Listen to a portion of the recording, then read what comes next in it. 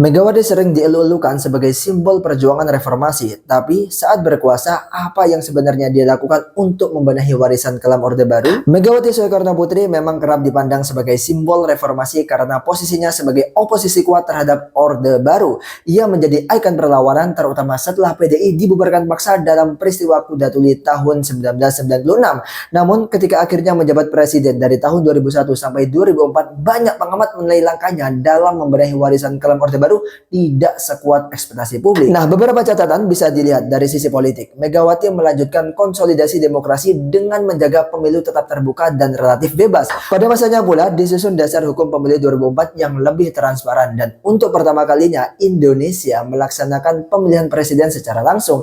Ini tentu langkah maju dibanding sistem Orde Baru yang sangat terkendali. Namun dalam hal penuntasan pelanggaran HAM masa lalu, pemerintahannya dianggap pasif. Kasus-kasus besar seperti Trisakti, Semanggi, Telang Sari, hingga kekerasan 1965 tidak mendapatkan penyelesaian yang memadai. Laporan Komnas HAM tentang kejahatan masa Orde Baru sering tidak ditindaklanjuti di tingkat eksekutif maupun yudikatif. Banyak aktivis menilai Megawati lebih memilih stabilitas politik ketimbang menggugat secara serius warisan kelam tersebut. Dari sisi ekonomi, Megawati lebih fokus pada pemilihan pasca krisis 1998. Kebijakan utamanya diarahkan untuk stabilisasi, penyesuaian dengan tuntutan IMF, serta menarik investasi. Namun, kebijakan ini sering dipandang pragmatis, bukan transformatif. Kritik menyebutnya gagal memutuskan ketergantungan pada model ekonomi lama yang justru menjadi bagian dari problem Orde Baru. Kesimpulannya, Megawati memang memberi kontribusi penting dalam menjaga transisi demokrasi, terutama melalui regulasi pemilu dan keberlangsungan sistem multipartai.